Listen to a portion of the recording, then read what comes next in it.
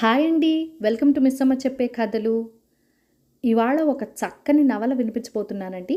నవల పేరు 'సెక్రటరీ'. రాసిన ప్రముఖ రచయిత్రి యద్దనపూడి సులోచన రాణి గారు. ఇంకా నవల్లోకి వెళ్ళిపోదాము. బామ్మోయ్, నాకు ఉద్యోగం దొరికింది. ఓరవాకిలి వేసి ఉన్న తలుపుల్ని దబాల్న తెరుచుకుని లోపలికి వస్తూ అంది జయంతి. ఎక్కడా? ఆగాగు. అలా మీద పడితే నిలబడలేనే తల్లి. హఠాత్తుగా సుడిగాలిలా ప్రవేశించి తనను చుట్టేసిన మనవరాలతో అలా నిలబడలేక గుమ్మం దగ్గర కూలబడుతూ అన్నారు బామ్మగారు. సెక్రటరీ, మంచి ఉద్యోగం. కళ్ళలో ఆనందం మెరుస్తూ గర్వంగా అంది జయంతి. సెక్రటరీ అంటే బామ్మగారికి పంతులమ్మ, గుమస్తా, టైపిస్టు ఇలాంటి ఉద్యోగాలే తెలుసు. అంటేనా? అంటే తెలుగులో కార్యదర్శి అన్నమాట. ఆంధ్ర వనిత విహార్ అని ఈ ఊళ్ళో కల్లా గొప్ప సంస్థ. ఈ ఊళ్ళోనే కాదు బామ్మ, మొత్తం ఆంధ్రప్రదేశ్కి అంతటికి గొప్ప. అక్కడందరూ ఆడవాళ్ళే ఉండేది. చివరి మాట చిలిపిగా అంది జయంతి. ఆడ మగ భేదం పెట్టుకుంటే అసలు ఉద్యోగాలకి వెళ్ళటమే అనవసరం. ఇంతకీ జీతం ఎంత ఇస్తారట? 150. జయంతి కళ్ళలో మరోసారి గర్వం తళుక్కుమంది. వెంటనే బామ్మగారి మెడ చుట్టూ చేతులు వేసి గుండెల్లో మొహం దాచుకుంటూ, ఇహ మన కష్టాలు గట్టెక్కినట్టే. నువ్వు రోజూ చేసే పూజలు వృధా పోలేదు. దేవుడు మన మొర ఆలకించాడు. రేపటి నుంచి నేను కూడా 2 పూట్ల శ్రద్ధగా నమస్కారం చేస్తాను. ఏం కట్టెక్కలే. ఆడపిల్ల రెక్కల మీద బతకాల్సి వచ్చిన కర్మానికి బామ్మగారి మాటలు పూర్తి కాకుండానే చెయ్యి వేసి నోరు మూసేసింది జయంతి చువ్వున తలెత్తి. నేను సంతోషంగా ఉండడం నీకు ఇష్టం లేదులే. అయితే పో, నేను ఈ పూట అన్నం తినను అంది తెచ్చిపెట్టుకున్న కోపం మొహంలో ప్రదర్శిస్తూ బుంగమూతి పెట్టి. లేదులే అమ్మా, ఊరికే అన్నాను. అసలు నీ ఇష్టం కాదనేది ఎప్పుడులే. పొద్దున్నెప్పుడో ఎంగిలి పడి వెళ్ళావు. చూడు మొహం అంతా ఎలా వాడిపోయిందో. లేచి త్వరగా స్నానం చేసొస్తే భోంచెద్దు గాని. ఓ చేత్తో మనవరాలి బుగ్గలు నిమురుతూ, రెండో చేత్తో కళ్ళు తుడుచుకుంటూ అన్నారావిడ. రోజూ పూజలు చేసి భగవంతుణ్ణి ప్రార్థిస్తున్న మాట నిజమే, కానీ అది జయంతి ఉద్యోగం కావాలని కాదు. ఏదైనా మంచి సంబంధం కుదిరి పిల్ల అత్తవారింటికి వెళ్ళిపోయేలా చూడమని, సాధ్యమైనంత త్వరలో తను ఈ లోకం నుంచి విముక్తురాల్ని చెయ్యమని. కానీ భగవంతుడు ఆవిడ ప్రార్థనని ఈ రూపంలో వినలేదు. పని బాగా ఉంటుందన్నారా? తన గుండెలలో దాచుకున్న జయంతి జుట్టును సరిచేస్తూ ఆప్యాయంగా అడిగింది. ఉండొచ్చు బహుశా. ఉంటే మట్టుకేం, పనికి తగ్గ జీతం దొరకటంలా. వనితా విహార్ అంటే ఆడవాళ్ల సంఘం అన్నమాట. అక్కడ ఆడవాళ్ళకి తీరిక వేళల్లో కుట్లు, అల్లికలు, హిందీ నేర్పుతారు. దిక్కులేని వాళ్ళకి ఆశ్రయం ఇచ్చి వాళ్ళ చేత బుట్టలు అల్లించడం, బట్టలు కుట్టించడం, కాయగూరలు పండించడం, పూల తోటలు పెంచడం ఇలాంటి పనులు చేయించి ఆ వచ్చిన డబ్బుల్లో వాళ్ళకి తిండి, బట్టలు ఇస్తారు.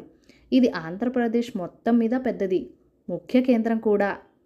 దీని శాఖలు దేశంలో అంతటా ఉన్నాయి. ఒక మంత్రిగారి భార్య దీనికి ప్రెసిడెంటు.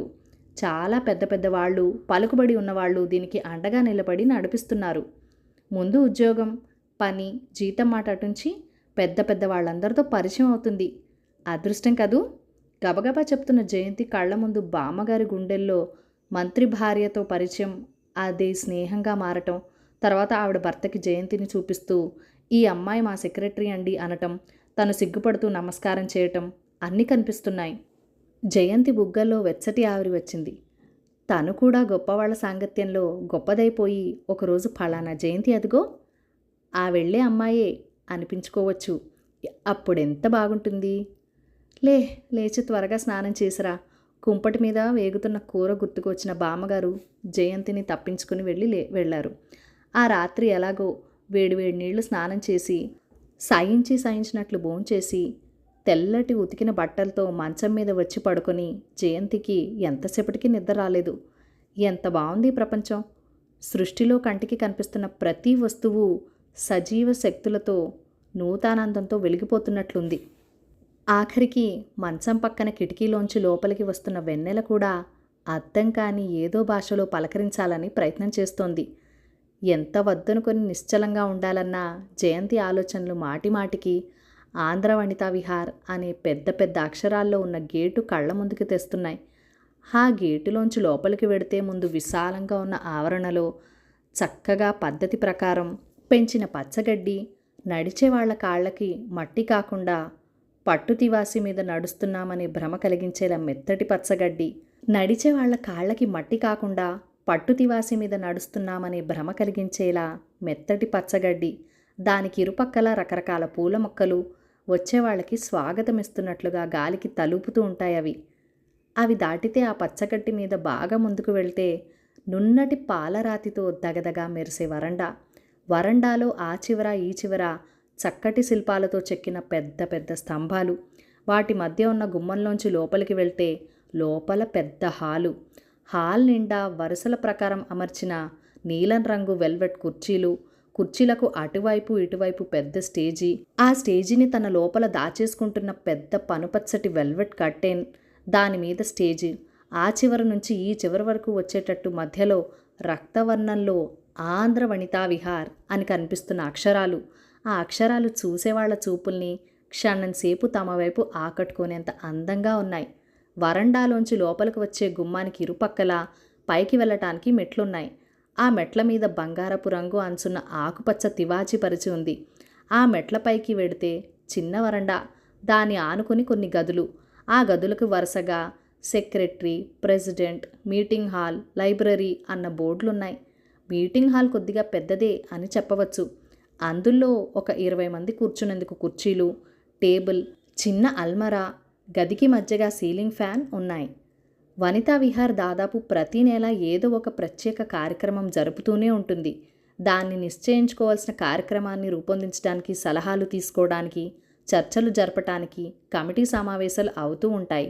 సెక్రటరీ గది కొంచెం చిన్నదిగా ఉంది. అందులో చిన్న టేబుల్, ఫైల్స్ పెట్టుకునే ర్యాక్, టైప్ మిషన్, ఎవరన్నా వస్తే కూర్చునేందుకు 2 కుర్చీలు, టేబుల్ పక్కన ఫ్యాన్, గదిలో మూలగా చిన్న టేబుల్ మీద ఫోన్ ఉంది. ఆ గది గుర్తొస్తేనే జయంతికి స్వర్గంలో అడుగుపెట్టినట్టుగా ఉంది. వైస్ ప్రెసిడెంట్ సుమిత్రాదేవి జయంతికి మొట్టమొదటిసారిగా ఆ గదిని చూపిస్తూ, ఇదిగో ఇదే నీ గది. ఉదయం 10 గంటల నుంచి సాయంత్రం 5 గంటల వరకు ఉండాలి. ఆ లోపల వచ్చే ఫోన్ కాల్స్కి జవాబు ఇవ్వాలి. ముఖ్యమైన విషయాలుంటే నోట్ చేసుకుని అవసరమైతే నాకు ఇంటికి ఫోన్ చేసి చెప్పాలి. ఏదైనా పని పడితే మెంబర్స్ ఇంటికి వెళ్ళి వివరాలు అందచేయాలి. టైప్ వచ్చానన్నావుగా అంది ఆవిడ టైప్ రైటర్ వైపు చూపిస్తూ. వచ్చు కానీ పాస్ అవ్వలేదు, సిగ్గుపడుతూ జవాబు చెప్పింది జయంతి. రేపు వచ్చి జాయిన్ అవ్వు, బయటికి దారి తీస్తూ అంది సుమిత్రాదేవి. జయంతి ఒక అడుగు వెనక్కి నిలిచిపోయి ఇంకొకసారి గదివైపు పరీక్షగా చూసి గుండె నిండా గాలి పీల్చుకుంది. ఎంత బాగుంది గది! రేపటి నుంచి తను చేయబోయే ఉద్యోగం గురించి పదే పదే తలుచుకుంటూ ఆ రాత్రి కలత నిద్రపోయింది. జయంతి అంతా తన అదృష్టంగా మురిసిపోతున్న ఆ వనితా విహార్కి మంత్రిగారి భార్య ప్రెసిడెంట్ అన్నది నామమాత్రమే. అన్ని విషయాలు వైస్ ప్రెసిడెంట్ సుమిత్రాదేవే చూస్తుంది. క్యాషియర్ కమలానంద్ అని ఒక ఆవిడుంది. ఆవిడ ఊళ్ళో పెద్ద పేరున్న డాక్టర్. తన ప్రాక్టీస్తోనే ఆవిడకు క్షణం తీరుబడి ఉండదు. ఒక్కవేళ 1 అలా ఉన్నా మిగతా పనులు బోల్డన్ని. అందుకే కేవలం వనితా విహార్నే లోకంగా పెట్టుకుని ఉత్సాహంగా, సమర్థవంతంగా 4 చక్కపెట్టుకోగల వ్యక్తి సెక్రటరీగా కావాలి. అందుకే అది మామూలు వ్యక్తికి వదిలేసే ఉద్దేశంతో పేపర్లలో ప్రకటించారు.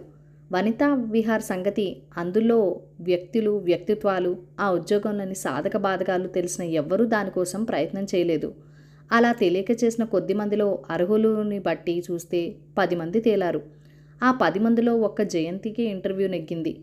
మనిషి చూస్తేనే ఒక విధమైన వ్యక్తిత్వాన్ని సూచించే వేషభాషలు, ఆడంబరం లేని సంభాషణ, అడుగు పెడితేనే అందరి చూపులు తన వైపు ఆకట్టుకోగలిగే ఒక విధమైన అమాయకత్వం కూడిన అందం, ప్రవర్తనలో నిదానం, అన్నిటికంటే ఆ అమ్మాయి ఉద్యోగం పట్ల చూపుతున్న విపరీతమైన శ్రద్ధాశక్తులు వనితా విహార్ కమిటీని ఏకగ్రీవంగా జయంతిని సెక్రటరీగా అంగీకరించేలా చేశాయి.